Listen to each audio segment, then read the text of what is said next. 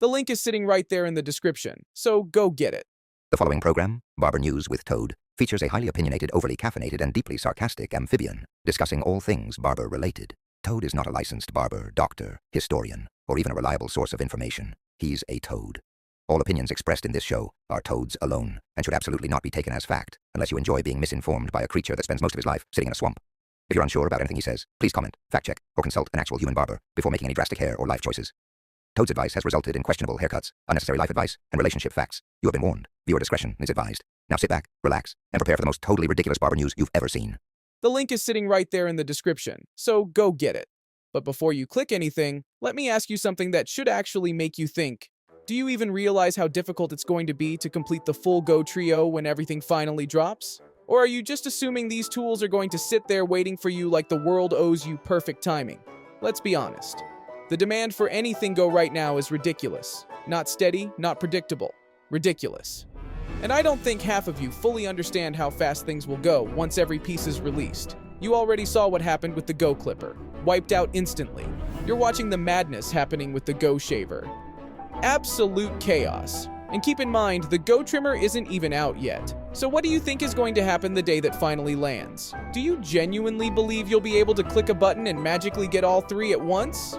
Or is that just the version of reality you prefer because it's easier? This is why I'm saying it clearly. Getting all three together the moment the Go Trimmer arrives is going to be nearly impossible. A genuine challenge. So why wait? Why pretend the timing won't matter? Why act shocked later when you already knew? That's why I'm warning you now. Grab the Go Shaver while you can. It's the only part of the set you can secure today, and the only part you'll regret ignoring when the rest drops, and everything else is nowhere to be seen. And when you get one, drop a comment. Let me know if you were smart enough to grab it before everyone else wakes up. But don't worry, we still have a fully stacked episode of Barber News on the way, and it's Friday, so now that you've secured the Go Shaver, take a moment to relax, unwind, and let's get into it. Stylecraft got bankrupt by TPOB. It's not their fault. We're the best brand in the world. Hell yeah. We're the best brand in the world. Hell yeah. Best brand in the world. Hell yeah. We're the best brand in the world. Hell yeah. I wanna welcome you to Barber News. Hey yeah. Just welcome you to Barber News. Hey yeah. Just welcome you to Barber News. TPOB is the best brand in the world. And I'm Toad. So while all of you have been glued to the Go family all week, like that's the only thing happening in the barbering world, I actually have something serious to tell you, and I'm shocked I even have to explain this. The mini plays are coming back. Yes, the red bundle and the purple bundle you've all been begging for like they were mythical creatures. I've seen the comments, I've seen the panic, and honestly, do some of you ever ask yourselves why you only care once something becomes hard to get? Do you think these things magically restock just because you suddenly remembered you want one? So here's the reality. Keep your eyes peeled. It could be next week, it could be a couple of days. I'm not holding anyone's hand through this. If you want one and you're already stressing that you won't get it, then comment, and I'll tell you exactly what to do. When you actually break everything down properly, the idea that we're dropping too many tools doesn't even hold up. We've got the play and the mini play. 2 sizes, 2 formats, both serving different cutting styles. That isn't much. That's being useful. Isn't that the entire point of a modern brand? To give barbers the choice that older companies never cared to offer? And doesn't it make sense that some barbers want a compact build while others want a full-size body? Then look at the Go Clipper. 1 new machine. 1. And somehow that turns into a conversation about too much. Meanwhile, the only competitor worth even acknowledging is Wall. And the only reason they sit in front is because they've had a 100-year head start a full century. So you have to ask yourself, if a brand starts closing that kind of gap in a fraction of the time, what does that say about where the industry is actually shifting? TPOB isn't trying to chase anyone. We're not following their playbook. We're building exactly what barbers ask for. Different blades, different colorways, different setups, not because someone else did it, but because barbers' needs aren't identical. Isn't that the whole point of progression? To finally give people options that match how they actually work instead of forcing everyone into one mold?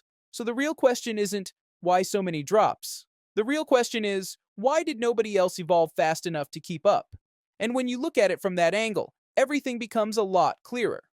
Listen, guys, I remember when people used to always say to me that, like, Babyliss or Barbalists are doing more for the industry because they give barbers, like, chance to be on stage and stuff like that.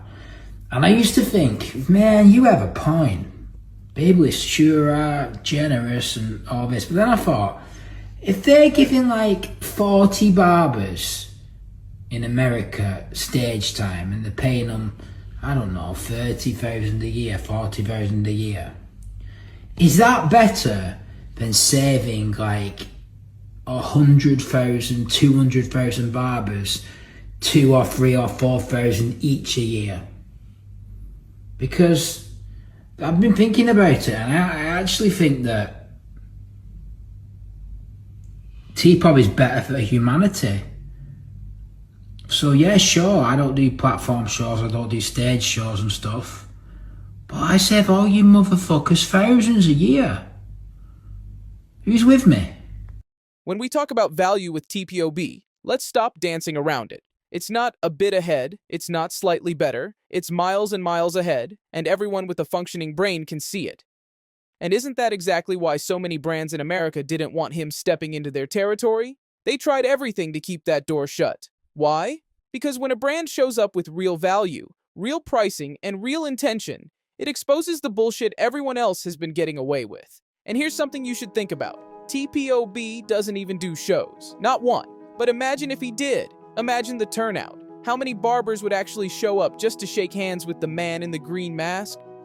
And why is that? Why does that idea make sense instantly? Because when someone builds something from real experience, real graft, and real involvement with the craft, it hits different. It's not like meeting the owner of Monster Energy. Who the fuck wants to meet that guy? The man probably doesn't even drink the shit. That brand exists for one reason only: profit, volume, mass marketing. Nothing personal, nothing real, nothing connected. But meeting someone like Tony Hawk, whole different story.